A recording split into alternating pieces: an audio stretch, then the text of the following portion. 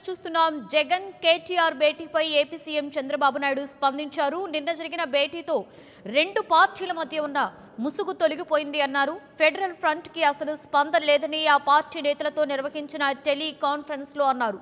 BJP వ్యతిరేక ఓట్లను చీల్చడానికి కుట్రలు జరుగుతున్నాయని ఆయన ఆరోపించారు.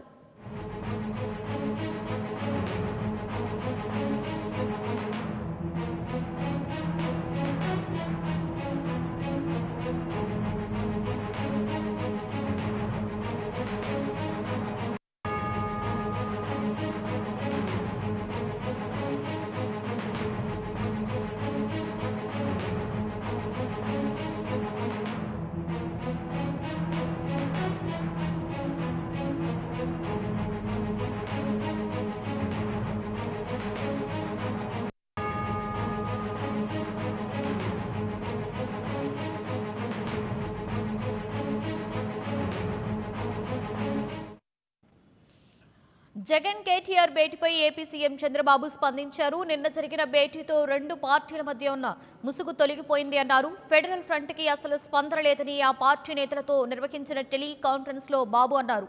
బీజేపీ వ్యతిరేక ఓట్లను చీల్చడానికి కుట్రలు జరుగుతున్నాయని ఆయన ఆరోపించారు.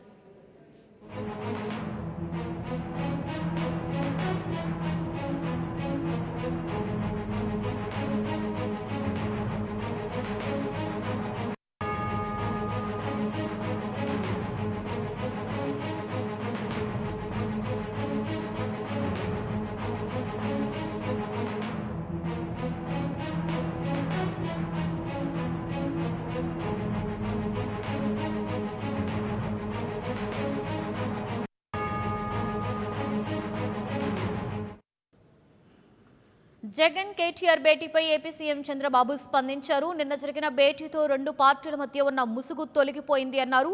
ఫెడరల్ ఫ్రంట్ కి అసలు స్పందన లేదని ఆ పార్టీ నేతలతో నిర్వహించిన టెలి కాన్ఫరెన్స్ లో చంద్రబాబు అన్నారు. బీజేపీ వ్యతిరేక ఓట్లను చీల్చడానికి కుట్రలు జరుగుతున్నాయని ఆయన ఆరోపించారు. ఇక నిన్న జరిగినటువంటి కేటీఆర్ అలాగే వైసీపీ అధినేత జగన్ భేటీపై చంద్రబాబు నాయుడు స్పందించడం జరిగింది. ఇక దీనికి సంబంధించి మరింత సమాచారాన్ని మా ప్రతినిధి మునిరాజ్ అందిస్తారు. మునిరాజ్, నేతలతో ఏపీ సీఎం చంద్రబాబు భేటీ కావడం జరిగింది. అలాగే జగన్ కేటీఆర్ భేటీపై కూడా ఆయన కొన్ని విమర్శలు చేయడం జరిగింది. దీనికి సంబంధించి డీటెయిల్స్.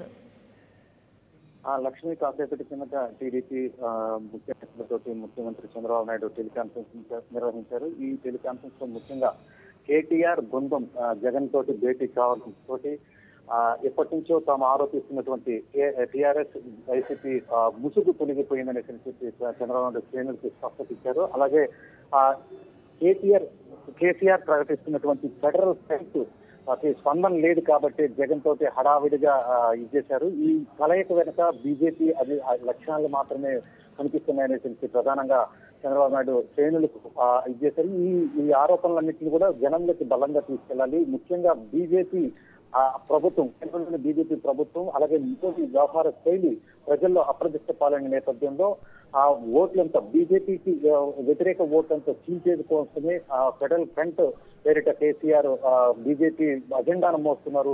ఈ అజెండాలో భాగంగానే వైసీపీ నేతలతో కూడా జగన్ తోటి కూడా కలవడం, అలాగే వచ్చే నెలలో జగన్ గృహప్రవేశానికి కూడా కేసీఆర్ వస్తాడనే చెప్పి స్పష్టం నేపథ్యంలో ఈ బీజేపీ, వైసీపీ, టీఆర్ఎస్ యొక్క ముగ్గురు పార్టీల నాటకాలని ప్రజల్లోకి విస్తృతంగా తీసుకెళ్లి వారి కుట్రలను బహిర్గతం చేయాలి. అలాగే ఏపీకి మోడీ కక్షపూరితంగా వ్యవహరిస్తున్నారు. గుజరాత్ కన్నా అభివృద్ధిలో ఆంధ్రప్రదేశ్ ముందుకెళ్తుందనే ఒక భయంతో కేంద్రం నుంచి రావాల్సిన అంటే విభజన చట్టంలో చెప్పినటువంటి ఏ హామీని కూడా ఆయన నెరవేర్చడం లేదు. అలాగే ఇచ్చిన హామీలు, పార్టీ పరంగా ఇచ్చిన హామీలు కూడా బీజేపీ నెరవేర్చలేదు. అలాగే కేసీఆర్ మాత్రం ఇప్పుడు ప్రత్యేక హోదాకి మేము మద్దతిస్తామని చెప్పి ప్రకటిస్తున్నప్పటికీ ఇటీవల జరిగినటువంటి తెలంగాణ ఎన్నికల్లో సోనియా గాంధీ అలాగే రాహుల్ గాంధీ ఇద్దరు కూడా ప్రత్యేక హోదాకి, ఏపీకి ప్రత్యేక హోదాకి కట్టుబడి ఉన్నామని ప్రకటన చేయడంతో ముగ్గురు కూడా కేటీఆర్, హరీష్ రావు ముగ్గురు కూడా విరుచుకుపడ్డారు.